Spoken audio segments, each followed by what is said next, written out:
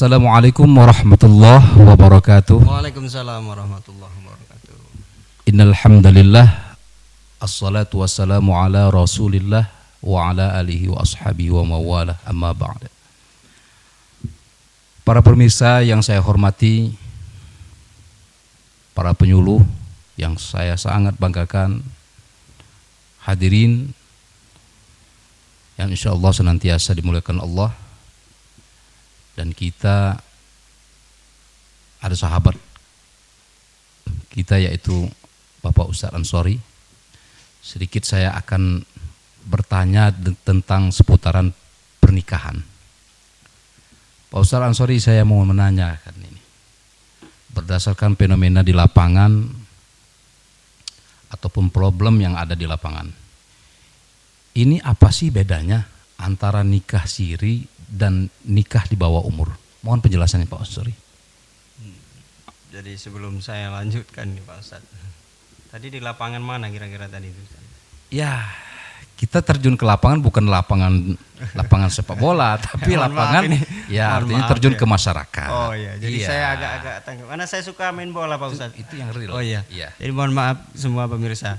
Alhamdulillah, syukurillah ala nikmatillah. Terima kasih kepada Bapak Ustadz Sabhan Hoyat dari Kecamatan Sukau Pak Ustadz ya. Betul sekali. Kita itu sebenarnya jarang tampil Pak Ustadz ya. Apalagi kayak gini lihat kamera agak grogi Pak Ustadz. Kayaknya follow-nya naik ya. Mudah-mudahan nanti nambah Pak Ustadz setelah kita. Iya. Saya cuman punya berapa kemarin 1 juta kali ditonton Pak Ustadz. Apalagi? Tapi istri saya terus yang nonton Pak Ustadz. Nah, iya. Ternyata bukan orang lain. Ustadz Sabahat bobotnya kan besar ini. Ya mudah-mudahan menjadi edukasi untuk kita semua podcast ini. Terima kasih kepada IPARI, terkhusus kepada seluruh kawan-kawan penyuluh atas kerja kerasnya. Ini pertama kali mungkin perdana ya Pak Ustadz ya. Kita diberikan ruang, kemudian diberikan fasilitas yang luar biasa. Terima kasih kepada tim fasilitator ya. Terima kasih Bu Subay, terima kasih luar biasa. Terima kasih atas pertanyaannya. Sebenarnya ini pertanyaan ini berat Pak Ustadz. Timbangannya maksudnya? Bukan. Pertanyaannya berat, tapi jawabannya mudah Pak Ustadz sebenarnya. Oh, iya. Apa tadi diulang? Perbedaannya. Perbedaan nikah siri dengan nikah di bawah umur. Iya. Sebenarnya mudah sekali untuk membedakan. Secara bahasa sih sudah jelas berbeda Pak Ustadz. Jadi kalau siri itu jelas sir. Kalau bahasa Arab sir itu rahasia Pak Ustadz. Tidak terlihat. Tidak terlihat. Terlihat tapi diam-diam. Artinya apa? Bahwa pernikahan itu memang dirahasiakan Pak Ustadz. Siapa yang merahasiakan? Ya mungkin mereka sendiri memang berusaha untuk merahasiakan karena memang jelas kalau menurut saya Pak Ustadz Ansori yang merahasiakan itu bukan dari KUA. Oh, bukan dari KUA. Iya. Mereka sendiri ternyata. Iya. Ya. Tidak ada. Jadi intinya bahwa siri itu adalah rahasia, diam-diam. Iya. Nah, berkaitan dengan itu jelas dari segi bahasa udah jelas bahwa secara diam-diam itu biasanya tersembunyi. Sesuatu yang tersembunyi, sesuatu yang tidak mau dilihat orang lain biasanya itu ada kejanggalan di dalamnya. Makanya dibilang siri itu adalah sesuatu yang dirahasiakan. Nah, bedanya dengan nikah di bawah umur, kalau siri itu diam-diam artinya secara agama dia disahkan sesuai dengan syarat dan rukun nikah, dihadiri oleh wali, kemudian adanya 2 orang saksi yang adil, kemudian adanya calon pengantin dan mahar yang telah disiapkan. Artinya secara agama itu sudah sah dan ditutup dengan sighot ijab dan qabul. Artinya sudah sah syarat dan rukunnya secara agama. Tapi secara perundang-undangan ini yang harus kita kaji Pak Ustadz. Ternyata siri itu hanya diakui secara agama, sah secara agama, tapi secara undang-undang ternyata belum Pak Ustadz. Harus diformalkan, dilegalkan dengan adanya buku nikah dan tercatat di kantor urusan agama Pak Ustadz. Jadi kalau belum ya itu masih siri Pak Ustadz, itu pengertian siri. Kemudian nikah di bawah umur tadi ya jelas-jelas ini fenomena yang terjadi banyak di masyarakat. Kalau tidak salah di kota Bandung, Pak Ustadz pernah ke Bandung Pak Ustadz? Ya, alhamdulillah istri Ingat saya. peyem Pak Ustadz? Istri saya orang Bandung Pak. Istrinya orang Bandung? Iya. Alhamdulillah. Ingat di kota Bandung kabarnya sih, tapi mudah-mudahan ini sudah fenomena ini tidak berkelanjutan. Itu banyak sekali terjadi pernikahan di bawah umur Mas. sesuai prosedur Pak Ustadz. Jadi mereka memintakan dispensasi ke pengadilan di usia-usia SMP, kemudian SLTA itu sudah banyak. Tapi secara hukum itu legal. Kenapa? Karena sudah mengantongi dispensasi pernikahan dari pengadilan agama. Nah, artinya walaupun itu terjadi dan sah menurut agama dan hukum pemerintahan atau perundang-undangan, tapi dampaknya Pak Ustadz yang harus kita sama-sama berikan edukasi kepada kita semua. Dampaknya luar biasa. Jadi selain dia belum cukup umurnya, biasa Pak Ustadz kalau belum cukup umur itu Pak Ustadz, ya belum cukup. Bagaimana ceritanya? Berarti belum terpenuhi syaratnya. Artinya secara umur dia belum matang. Kemudian dampak yang paling utama itu biasanya terjadi setelah terjadinya pernikahan di bawah umur ini, belum adanya saling menguatkan satu sama lain dalam rumah tangga. Kenapa? Karena memang usia ini sangat menentukan. Iya. Ya, dari segi usia. Di PMA nomor, mohon maaf, saya agak lupa Pak Ustadz, nomor berapa Pak Ustadz? Agak lupa saya. Nomor 16 Tahun 2019. 2019 ya Pak Ustadz? Ya. Alhamdulillah, ternyata masih ingat. Iya. Berarti lebih ini sampean sebenarnya itu. Saya harusnya yang nanya Pak Ustadz, tapi nggak apa-apa ya. Ya pakai ilmu padi lah Ustadz. Jadi Ustadz itu harus pakai ilmu padi. Ilmu padi dari mana? Terus, terus ya. bagaimana? Terus jadi menurut PMA tersebut bahwa batasan usia itu sebenarnya 19 tahun Pak Ustadz. Ditinjau dari segi fisik, kemudian dampak fisik, kemudian dampak hukum juga itu berkelanjutan. Dampak keturunan juga akan berdampak nantinya. Jadi pernikahan yang di bawah umur ini sebenarnya kalau mau dirinci banyak sekali dampaknya Pak Ustadz. Yang pertama dampak secara psikologis Pak Ustadz. Jadi biasanya secara kesehatan pun dia akan berdampak. Psikologisnya, fisiknya dia akan berdampak. Yang pertama biasanya belum siap untuk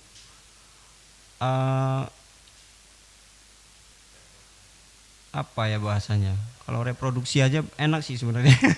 Maksudnya untuk menerima benih yang ditanam kepadanya belum siap dari rahimnya. Betul.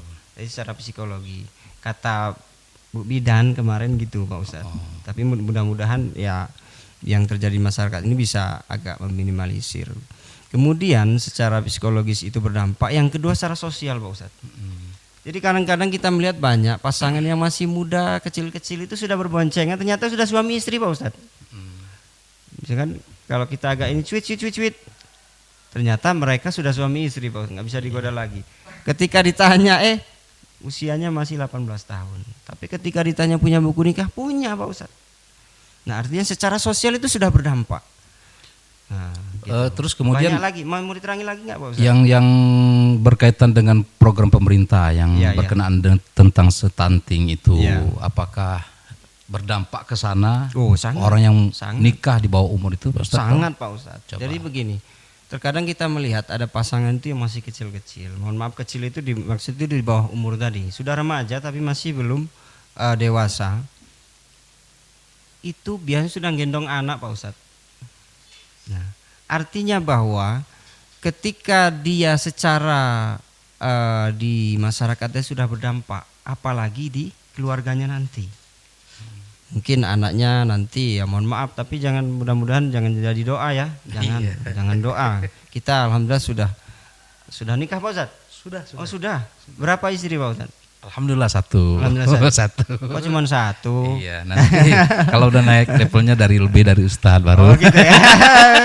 Jadi kalau sudah kiai naik lagi. Iya, bisa ya. Tapi kalau Gus lebih Pak Ustadz. Wah, Gus itu melampaui batas. Melampaui ya. Jadi secara fisik jelas berdampak ke keturunan Pak Ustadz. Jadi kalau bibitnya biasanya mohon maaf agak kurang sehat, kemudian secara fisiknya kurang sempurna, kemudian secara kesehatannya kurang maksimal, nanti berdampak pada anak. Biasanya anak itu susah berkembang. Misalkan dia umur 3 tahun tapi baru bisa ngomong, itu dampaknya stunting. Makanya pemerintah itu betul-betul sangat luar biasa memperhatikan masyarakat. Kadang masyarakat nggak berasa diperhatikan. Jadi mohon ya kita semualah dengan melalui edukasi ini, ayo kita sama-sama memahami bahwa pemerintah itu betul-betul memperhatikan masyarakat. Betul. Jadi memberikan aturan itu ternyata luar biasa. Begitu Pak Ustadz. Ya, satu lagi nih Ustadz yang saya akan tanyakan berkenaan dengan orang yang menikah siri. Apakah mereka ke depannya bisa mendapatkan buku nikah? Tolong Pak Ustadz penjelasannya. Iya. Kalau secara hukum syariat mereka tetap sah kan, tadi sudah saya sampaikan. Tapi secara hukum perundang-undangan mereka belum diakui. Ilegal ya Ustaz? Ya ilegal. Tahu rokok ilegal Pak Ustaz? Tahu rokok ilegal? Iya. Enak Ustaz. Enak. Tapi ketika ditanya mana cukainya, bingung juga jawabnya Pak Ustaz. Nah, sama dengan seperti itu. Ketika ditanya, sudah punya anak berapa? 2. Oh dulu nikahnya bagaimana, tercatat? Oh dulu nggak sempat dicatat. Mungkin yang nyatat sudah meninggal atau lain sebagainya lah. Intinya ada kasus terjadi seperti itu. Bisa Pak Ustadz itu dapat buku nikah.